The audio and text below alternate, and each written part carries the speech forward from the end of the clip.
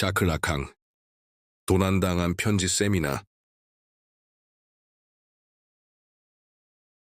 도난당한 편지는 미국의 작가 에드가 앨런 포의 1844년 작 단편 소설로, 자크라캉은 이 작품을 통해 욕망이 작동하는 방식을 설명하며 자신의 정신분석학적 이론을 발전시키는 데 활용했다.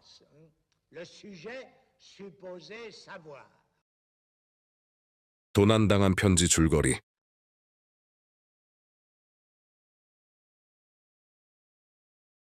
19세기 초 프랑스 왕실에서 여왕은 왕으로부터 숨겨야 할 중요한 편지를 받았다. 편지의 내용은 왕의 명예를 위협할 수 있는 민감한 정보를 담고 있었다. 이 편지는 왕국의 정치적 구도를 크게 바꿀 수 있었고, 편지를 가진 사람에게 유리한 입장을 제공했다. 그때 갑자기 왕이 장관과 함께 여왕의 방에 들어왔다. 여왕은 들키지 않기 위해 편지를 별것 아닌 척 탁자 위에 두었다. 하지만 왕비의 당황한 표정을 보고 그 편지가 중요함을 알아차린 장관은 주머니에서 비슷하게 생긴 편지를 꺼내 몰래 바꿔치기 했다. 여왕은 파리 경찰청에 경감에게 편지를 찾아달라고 호소하고, 경감은 장관이 집을 비운 사이 그의 집안을 샅샅이 뒤진다. 경감은 그 편지가 정치적으로 매우 민감하므로 장관이 그것을 찾기 어려운 곳에 숨겼을 것이라고 추측했다. 경감은 장관의 집을 수개월 동안 철저히 수색했으나 편지를 찾지 못했고, 결국 막대한 보상금을 걸고 탐정인 뒤팽에게 의뢰한다. 뒤팽은 오히려 편지가 평범한 곳에 숨겨져 있을 것이라고 추측했다. 장관과 아는 사이였던 뒤팽은 장관의 집을 조사하기 위해 자신의 시선을 가릴 수 있는 안경을 쓰고 그를 방문했다. 뒤팽은 벽난로 근처에서 더럽고 반쯤 찢어진 편지를 발견했다. 뒤팽은 그것이 도난당한 그 편지라는 것을 알아차렸다. 장관은 여왕의 편지를 찍고 훼손하여 그것이 여왕의 편지임을 전혀 알 수 없도록 만들어 놓은 것이었다. 뒤팽은 그날 떠나면서 담배 상자를 두고 갔고, 그 상자를 핑계로 다음 날 다시 장관의 집을 방문했다. 장관이 다른 곳에 시선을 뺏긴 틈을 타 뒤팽은 여왕의 편지를 빼앗아 그가 준비한 가짜 편지로 바꿔치기 했다. 그 가짜 편지에는 뒤팽이 예전에 장관에게 모욕당했던 일에 복수하기 위해 적은 복수의 의미를 담은 시 구절이 쓰여 있었다. 도난당한 편지 내용 구조. 이 스토리에서 락캉은 반복되는 장면들을 끌어낸다. 첫 번째 장면은 삼각형 A이고 궁중의 내실에서 일어난다. 두 번째 장면은 삼각형 B이고 장관의 집에서 일어난다. 첫 번째 장면에서 편지는 여왕에게서 장관에게로 옮겨가고, 두 번째 장면에서는 장관에게서 뒤팽에게로 옮겨간다. 삼각형에는 세 가지 시선이 있다. 시선 1. 아무것도 보지 못하는 시선, 왕, 경감. 왕과 경감의 시선은 상상계적 시선이다. 상상계, 상징계, 실제계에 관한 내용은 고정 댓글 링크 영상 참조. 상상계에 머무르는 시선은 항상 표면적인 것에 사로잡혀 그 뒤에 숨겨진 상징적 맥락을 이해하지 못한다. 왕은 비밀 편지 같은 것은 숨겨져 있는 것이라는 상상계적 이미지에 사로잡혀 있기 때문에 테이블 위의 편지를 발견하지 못했다.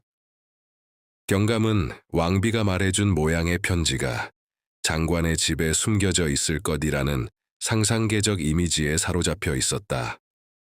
그는 외형적 이미지에만 집중하여 편지를 찾으려 했기 때문에 훼손되고 위장된 상태로 드러나 있는 편지를 알아채지 못했다. 시선 2. 첫째 시선이 아무것도 볼 수 없으니 자신이 숨겨놓은 편지가 발견되지 않으리라. 믿는 시선, 여왕, 장관. 여왕과 장관의 시선은 상징계에서 상상계로 후퇴한다. 상징계적 시선으로 본다는 것은 환상에 기초한 상상계적 시선의 한계를 넘어서 대상을 타자와의 관계 속에서 바라보는 것이다.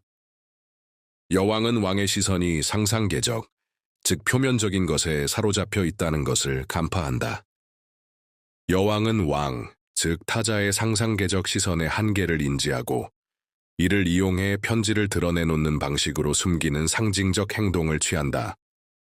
그러나 결국 장관의 속임수에 의해 왕비 또한 상상계적 시선에 갇히게 된다.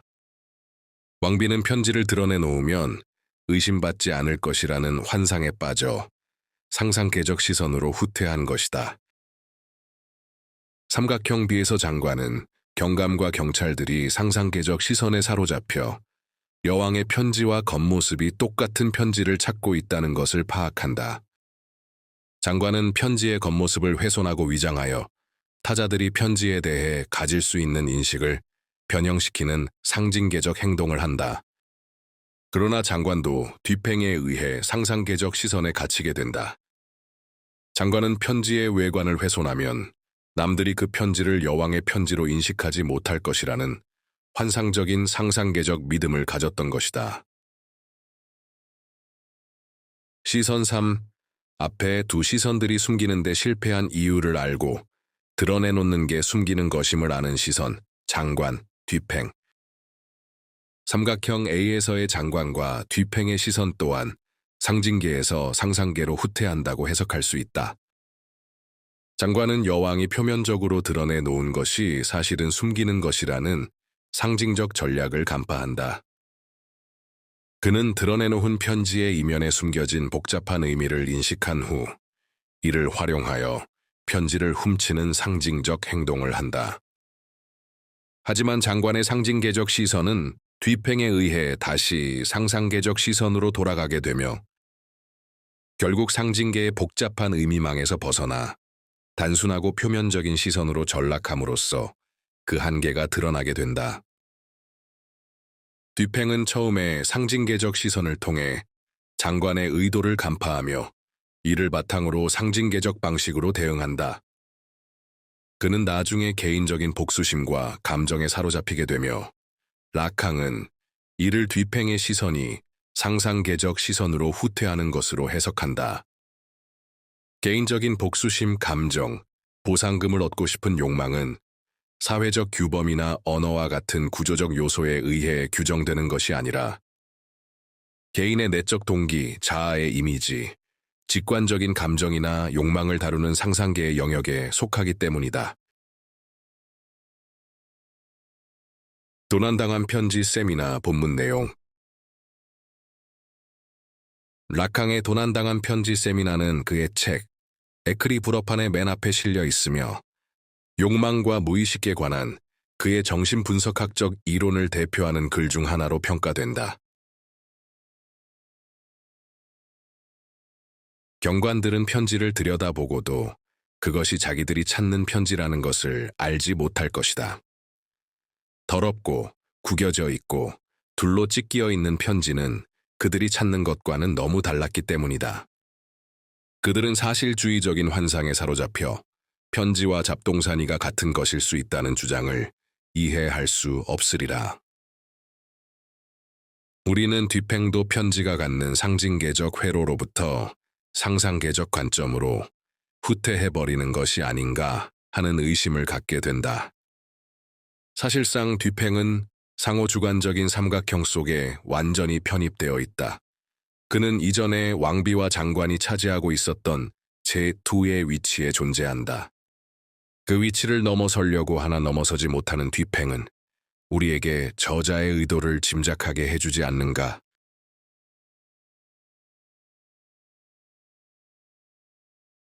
핵심 1. 기표의 연쇄가 주체를 형성한다.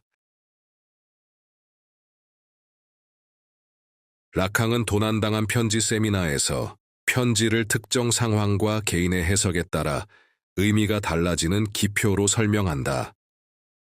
기표란 의미를 전달하는 언어적 기호로 그 자체로 고정된 의미를 가지지 않으며 사람이나 상황에 따라 다양하게 해석될 수 있다. 예를 들어 검은색이라는 단어는 언어적 기호인 기표에 해당한다.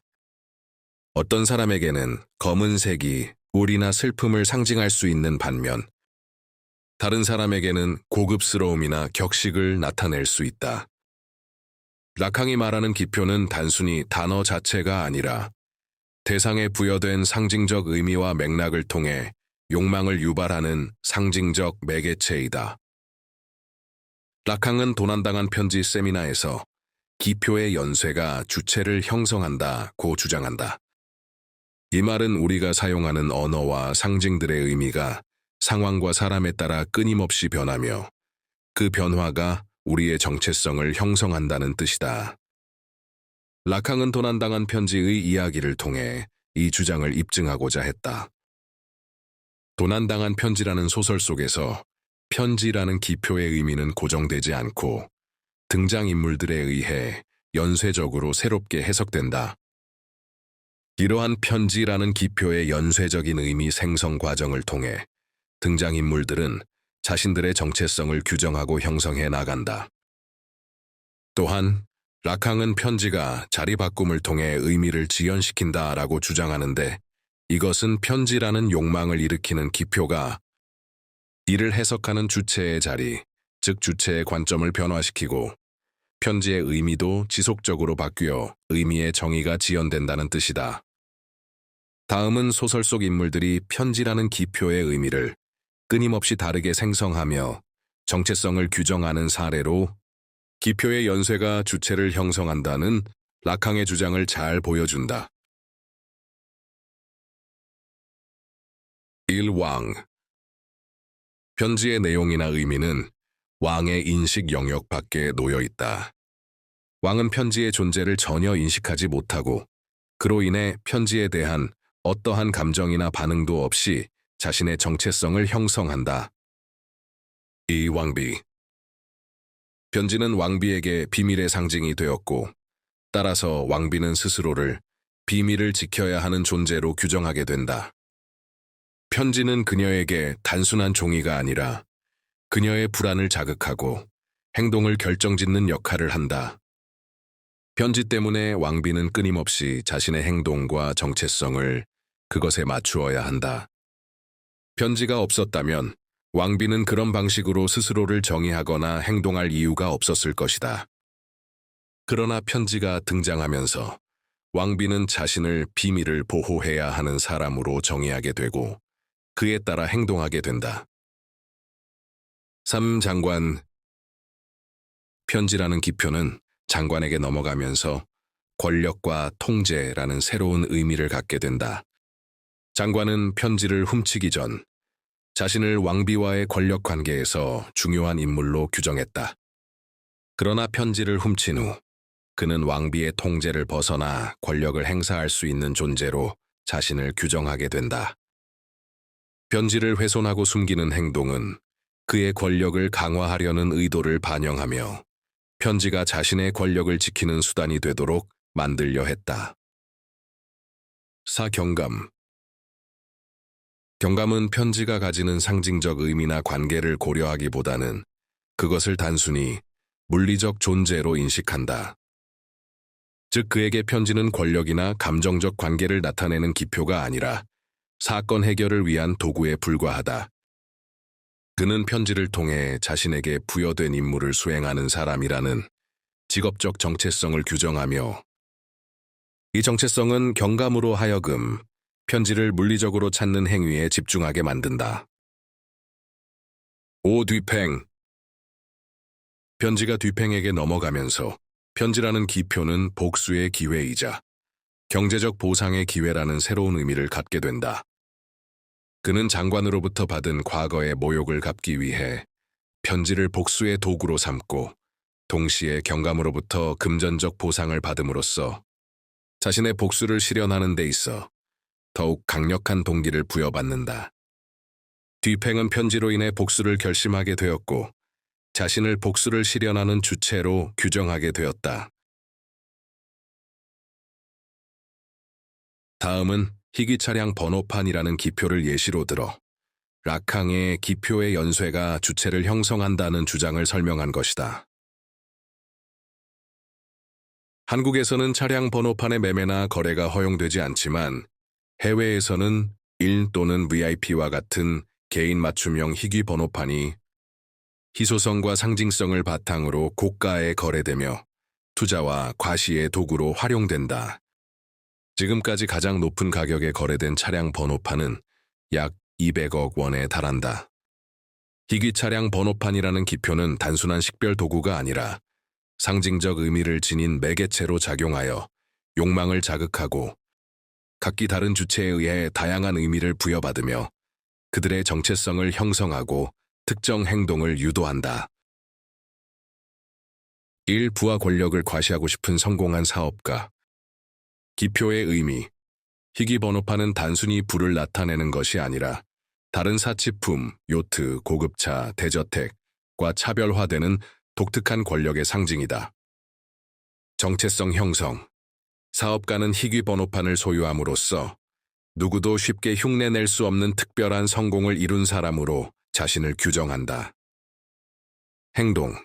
사업가는 번호판을 얻기 위해 천문학적인 비용을 지불하고 이를 고급 차량에 부착해 독보적인 이미지를 구축한다. 또한 번호판을 소셜미디어나 대중 앞에서 자주 노출시키며 자신의 유일무이한 성공을 알리려 한다. 2. 경제적 성공을 바라는 일반인. 기표의 의미. 희귀 번호판은 일반인에게 성공의 상징으로 해석된다. 이를 통해 그들은 경제적 지위 상승에 대한 욕망을 갖게 된다. 정체성 형성. 번호판을 얻기 위해 노력하는 과정에서 자신을 성공하고자 하는 사람으로 규정하며 더 높은 사회적 지위로 올라가기를 희망한다. 행동. 희귀 번호판을 가진 사람들과 자신을 비교하며 그들의 삶을 모방하거나 그들이 가진 성공의 이미지를 자신의 미래 목표로 삼는다. 3. 경찰. 기표의 의미. 경찰에게 희귀 번호판은 특정 계층의 사람들을 대상으로 한 법적 감시 및 관리의 도구로 해석될 수 있다. 정체성 형성. 경찰은 희귀 차량 번호판을 소유한 사람들을 감시하며 자신을 사회적 권력과 부패를 통제하는 사람으로 정의한다. 행동. 번호판 소유자들의 행적을 조사하며 번호판이 범죄, 행위, 돈 세탁, 탈세 등과 연관되어 있지 않은지 확인한다. 4. 발레파킹 요원. 기표의 의미. 희귀 번호판은 손님의 신분과 부를 나타내며 발레파킹 요원에게 고객의 계급과 대우의 기준으로 해석된다. 정체성 형성. 발레파킹 요원은 번호판을 통해 자신을 특권 계층을 상대하는 사람, 특별한 서비스를 제공하는 존재로 규정한다. 행동. 희귀 번호판을 가진 차량에 대해 더 신중하고 세심한 서비스를 제공하며 차주에게는 차별화된 대우를 한다. 차량 번호판 이외에도 부동산, 명품 가방, 고급 시계, 희귀 예술 작품과 같은 기표들은 상징적 가치와 욕망의 매개체로 작용하며 주체의 정체성을 형성하는 일상의 좋은 예시이다. 이와 같은 현상들은 라캉의 이론에서 말하는 기표가 무의식적이고 언어적인 차원에서 주체의 자아와 욕망을 형성하며 주체와 타자 간의 관계를 변형시키는 역할을 한다는 것을 잘 보여준다.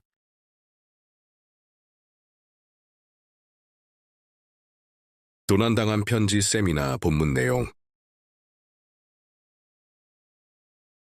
순환하는 기표는 결정적으로 주체에 나아갈 바를 규정한다. 우리가 도난당한 편지를 통해서 입증해 보려는 것도 바로 이것이다.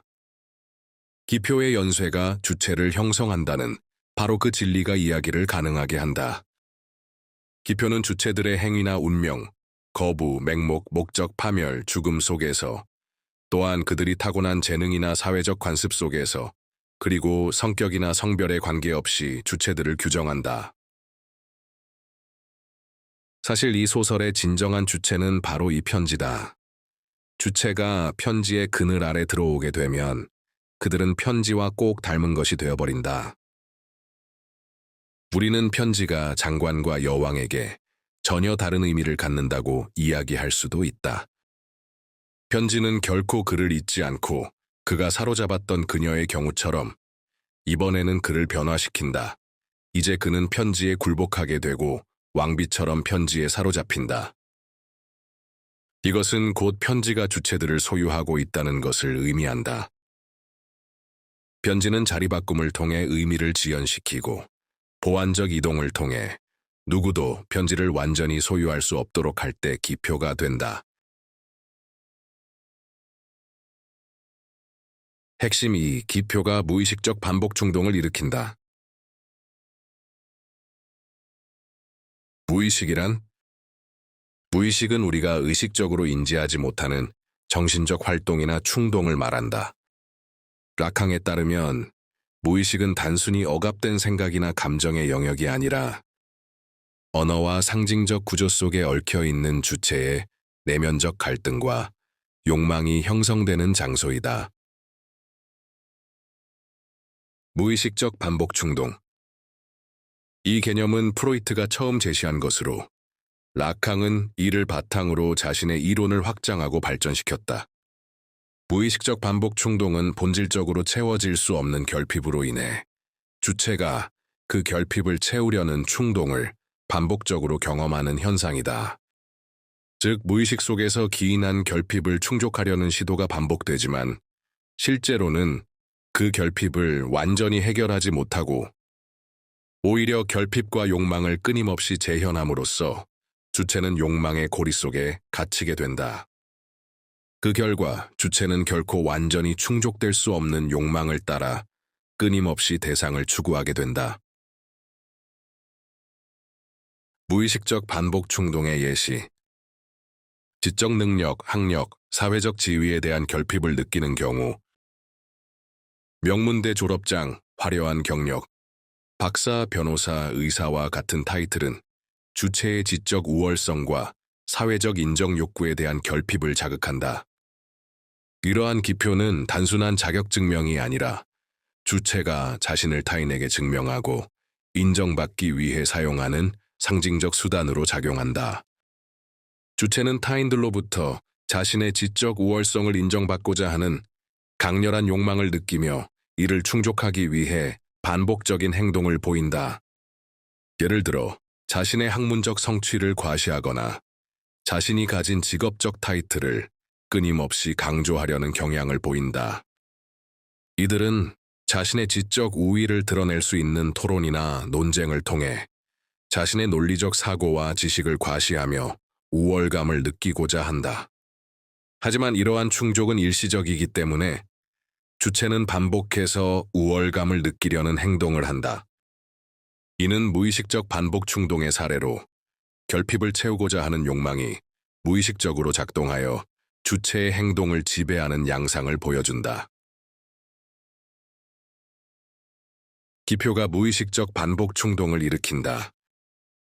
라캉은 기표가 결핍을 채우려는 무의식적인 충동을 지속적으로 일으키며 주체는 그 충동에 반응하는 행동을 반복한다고 주장한다. 도난당한 편지에서 편지라는 기표는 각 인물의 무의식적 결핍을 자극하고 반복적으로 특정 행동을 하게 만든다. 다음은 편지가 소설 속 등장인물들의 결핍을 자극하고 그로 인해 무의식적 반복 충동을 유발하는 과정을 설명한 것이다. 편지라는 기표가 왕궁의 내실에 등장한다. 이 편지의 내용은 왕의 권위와 지배력을 위협하는 것으로 그 정확한 내용은 소설에서 밝혀지지 않는다. 편지를 받은 왕비는 권력과 명예에 대한 무의식적 결핍을 느끼고 이를 보호하려는 욕망 때문에 편지를 들키지 않으려 했다. 또한 편지가 도난당한 후 왕비는 이를 찾으려 했다. 이는 권력과 명예에 대한 결핍을 채우고자 하는 무의식적 반복 충동의 표현이다. 왕비가 결핍을 느끼지 않고 자신이 누려왔던 권력과 명예에 충분히 만족하거나 그런 것들에 구애받지 않는 온전한 자아를 가졌다면 편지로 인해 발생할 수 있는 불명예나 권위 실추를 대수롭지 않게 여겼을 것이다. 또한 편지를 받았을 때 숨기지 않고 오히려 왕에게 공개하거나 떳떳하게 이를 공유했을 것이다. 여왕의 편지를 본 장관은 권력과 정치적 입지를 강화하려는 무의식적 욕망에 사로잡혀 편지를 훔친다. 만약 장관이 자신의 권력이 충분하다고 느끼거나 권력이 없어도 자신은 온전하다고 믿었다면 편지를 훔치지 않았을 것이다. 그러나 기표인 편지가 그의 결핍을 자극하고 더 큰 권력으로 결핍을 채우려는 욕망을 불러일으켜 결국 편지를 훔치게 만들었다. 장관은 편지를 훼손하고 위장하는데 이는 자신의 결핍을 채우기 위해 권력의 우위를 확보하려는 무의식적 반복 충동의 표현이다. 락항은 뒤팽이 장관의 짐승 같은 무의식적 권력 욕을 감지하고 그를 마치 먹이를 노리는 야수처럼 바라본다고 언급한다. 경감은 자신의 직업적 능력과 사회적 위치에 대한 무의식적 결핍을 가지고 있다고 볼 수 있다. 편지는 이러한 결핍을 자극하고 이 결핍은 경감에 인정받고자 하는 욕망으로 이어진다. 만약 경감이 자신의 능력과 권위를 충분히 인정받고 있다고 느꼈다면 편지를 찾는 과정에서 반복적으로 같은 곳을 수색하는 등 강박적이고 비효율적인 행동을 반복하지 않았을 것이다. 뒤팽은 장관의 집에서 여왕의 편지를 되찾은 후 복수를 의미하는 시 구절이 적힌 편지를 남기고 나오며 복수를 한다. 이는 뒤팽이 과거의 장관으로부터 모욕당해 감정적인 상처를 입고 그로 인해 자존감의 결핍을 겪고 있었음을 알 수 있다. 만약 뒤팽이 자존감이 높았다면 타인의 모욕에 감정적으로 흔들리지 않았을 것이며 복수하는 대신 용서했을 것이다. 편지라는 기표는 뒤팽의 자존감에 대한 결핍을 자극하여 무의식적 반복 충동을 일으키고 복수하는 행동을 취하게 만들었다. 다음은 여자친구라는 기표가 사람마다 다르게 무의식적 반복 충동을 일으키고 그에 따른 행동을 유발하는 일상적인 예시이다. 무의식적 욕망을 자극하는 기표, 여자친구. 사람 1. 인정받고 싶은 사람. 무의식적 결핍, 사회적 인정과 타인의 관심에 대한 결핍, 충동 또는 욕망. 여자친구와의 관계를 통해 자신이 행복하고 성공적인 사람임을 타인에게 보여주고 인정받고자 하는 욕망. 행동.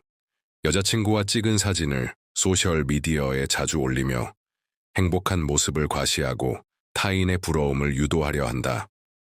여자친구라는 기표는 사랑받고 있다는 상징으로 타자들 사이에서 사회적 가치를 나타내며 이 기표는 사회적 인정과 가치를 얻고자 하는 주체의 욕망을 자극한다. 만약 이 사람이 사회적으로 이미 충분히 인정받고 있다고 느끼거나 타인의 인정을 중요시하지 않았다면 굳이 시간과 에너지를 사용하여 소셜미디어에 행복해 보이는 연인과의 사진을 올려 타인에게 이를 알리려 하지 않았을 것이다.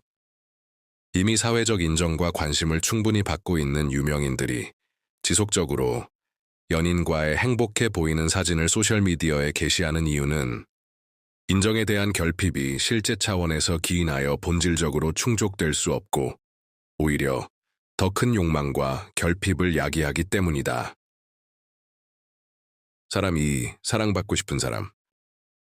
무의식적 결핍, 애정에 대한 결핍, 충동 또는 욕망, 여자친구로부터 사랑과 감정적 만족을 얻으려는 욕망. 행동, 여자친구에게 지나친 연락을 하거나 스토킹에 가까운 집착적 행동을 보인다. 주체에게 여자친구라는 기표는 사랑의 결핍을 채워줄 존재를 의미하며 타인으로부터 사랑받고자 하는 충동을 자극한다. 이 사람은 무의식적으로 여자친구가 없으면 나는 불행할 것이라는 믿음을 가지고 있으며 헤어짐에 대한 극도의 불안을 느낀다. 만약 이 사람이 여자친구가 있든 없든 자신이 항상 온전하다고 느낀다면 여자친구가 헤어지자고 해도 이를 대수롭지 않게 받아들이며 떠나가는 사람을 붙잡지도 않을 것이다. 또한 여자친구가 바람을 피워도 마음의 동요가 없으며 헤어진 후에도 상대를 그리워하거나 슬퍼하지 않을 것이다. 사랑이 넘치고 온전한 사람은 자신이 상대방에게 사랑을 주는 것에서 만족을 느낀다. 사랑을 되돌려받지 않거나 배신을 당해도 감정적 결핍이나 고통을 느끼지 않으며 모든 것을 용서한다. 사람 3. 여자친구에게 상처받은 사람. 무의식적 결핍, 정서적 안정감과 자존감의 결핍, 충동 또는 욕망, 여성이 주는 상처로부터 자신을 보호하고 더 이상 고통받지 않으려는 욕망. 행동, 과거 여자친구로부터 받은 상처로 인해 여성을 증오하거나 새로운 관계를 지속적으로 거부하며 여자로부터 받는 고통을 피하고 혹시라도 받을 수 있는 감정적 상처로부터 자신을 방어하기 위해 스스로를 고립시킨다. 주체에게 여자친구라는 기표는 감정적 고통을 유발할 수 있는 존재를 의미하며 고통을 피하고 싶은 무의식적 욕망을 자극한다. 만약 이 사람이 자존감이 높고 강인한 사람이라면 여자친구의 상처 줄 만한 언행은 그에게 아무런 고통도 유발하지 않았을 것이다. 또한 상처 주는 언행을 하는 여성을 증오와 공격으로 맞받아쳐서 복수해야 할 대상으로 여기지 않고 오히려 포용해야 할 정서적으로 연약하고 미성숙한 대상으로 여겼을 것이다. 정서적으로 안정된 사람은 고통에 대한 두려움 없이 새로운 관계에 열린 태도를 보이며 과거의 경험에 구애받지 않는다. 사람 4. 여자의 외모만 중요시하는 사람. 무의식적 결핍, 진정한 감정적 연결 또는 내적 만족의 결여. 충동 또는 욕망, 감각적 쾌락의 지속적인 추구. 행동, 겉모습만 예쁜 여자는 쉽게 찾을 수 있어. 주체는 여자친구를 자주 바꾸며 지속적으로 감각적 쾌락을 추구한다. 또한 소셜미디어에서 끊임없이 더 예쁜 여성을 찾고 이상적이며 환상적인 이미지의 여성을 추구한다. 주체에게 여자친구라는 기표는 감각적 쾌락을 주는 대상으로서 일시적으로 욕망을 충족시키는 수단을 의미한다. 감정적 연결이나 내적 만족을 줄 수 있는 상대를 찾는 것은 쉽지 않으며 그것이 가능하더라도 내적 충족을 얻는데 많은 시간이 소요된다. 따라서 주체는 즉각적으로 쾌락을 경험할 수 있게 해주는 여자친구라는 기표로 결핍을 채우려는 대안적인 방법을 택한다. 또한 여자친구가 예쁘면 행복할 수 있을 것이라는 상상계적 믿음을 가지지만 현실에서는 오히려 결핍이 더 심화되는 경험을 한다. 이 결핍의 근원은 실제계에서 비롯되며 여자친구라는 기표를 통해 반복적으로 충동이 자극되고 결국 욕망의 고리에 갇히게 된다. 도난당한 편지, 세미나 본문 내용. 우리가 인식해야 하는 것은 프로이트적 의미의 무의식적 반복 충동이다. 이제까지의 작업에서 알 수 있듯이 무의식적인 반복 충동은 의미화의 연쇄 속에서 자신의 모습을 드러낸다.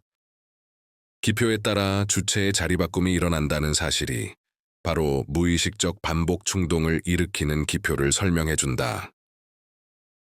뒤팽은 장관의 행동이 교묘한 술책에 불과하며 가짜로 꾸민 화려한 장식 뒤에는 먹이를 잡으려고 뛰어오를 준비를 하고 있는 야수의 경계가 도사리고 있다는 것을 놓치지 않는다. 이것은 바로 무의식이 발생시키는 효과다. 무의식은 인간이 기표에 의해 존재하게 된다는 것을 보여준다. 모든 의미화 작용을 초월한 곳에서 기표가 대답한다. 내가 너의 욕망의 고리들로 너를 자극할 때 너는 네가 행동한다고 생각한다. 욕망들이 갖는 힘이 커지고 증가하게 되면 너는 이미 산산이 부서져 버린 어린 시절의 파편 속으로 들어가게 된다. 그러면 좋다. 네가 불러준 덕택에 훌륭하게 된 나와 같은 멋진 손님이 돌아올 때까지 너의 축제는 이런 식으로 계속될 것이다.